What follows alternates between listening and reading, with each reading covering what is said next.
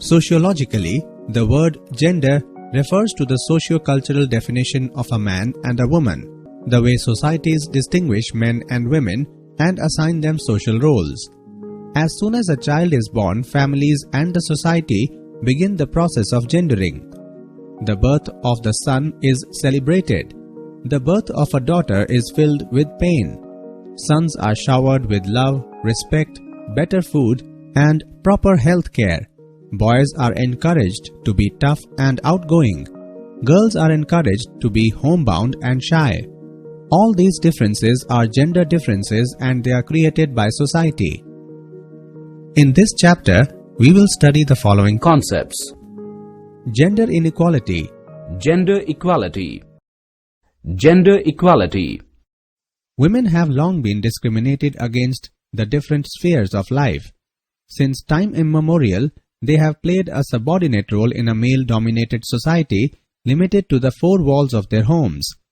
They are only expected to bring up the children, wash, cook the food, clean up and look after all members of the family.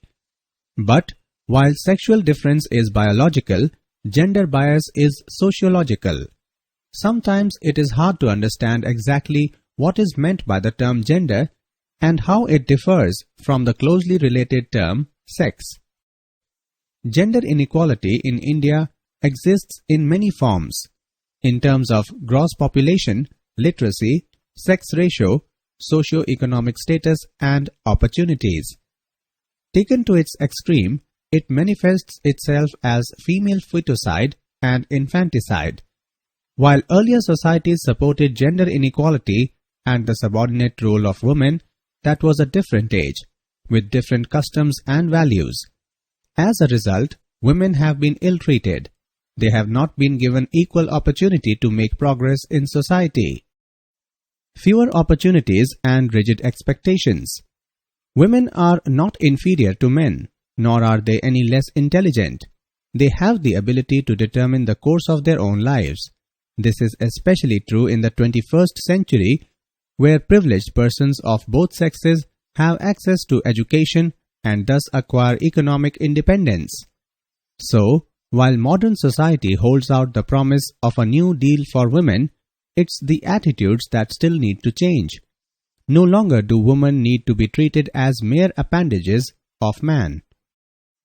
Generally, society expects a woman to work like a machine in the house from morning till evening. Why should the household activities be the sole responsibility of woman? Her husband should also share household duties along with his wife. The husband and wife are equal partners in the family. The relation between the husband and wife cannot be that of superior and inferior, respectively. Their relation should be on the basis of equality. A woman must have equal right to inherit property. She should also have the right to acquire and dispose her property.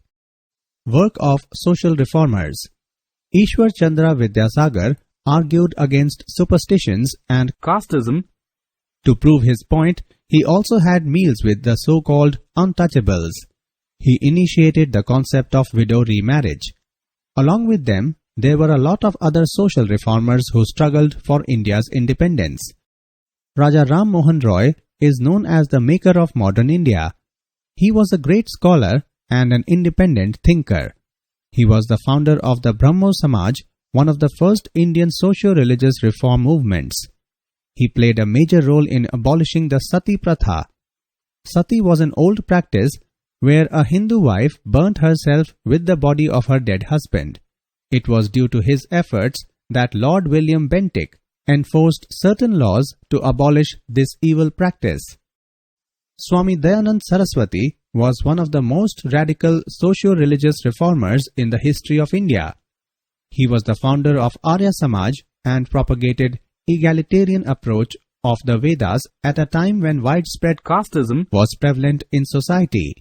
He advocated the ideal age for marriage for a girl to be between 16 and 24 and for men between 25 and 40. Influence of national movement. In the 20th century, women also played an active role in the national movement.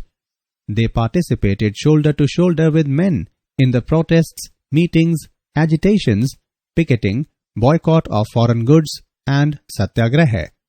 They also suffered lathi blows and boldly faced bullets. They also went to jail during the freedom struggle.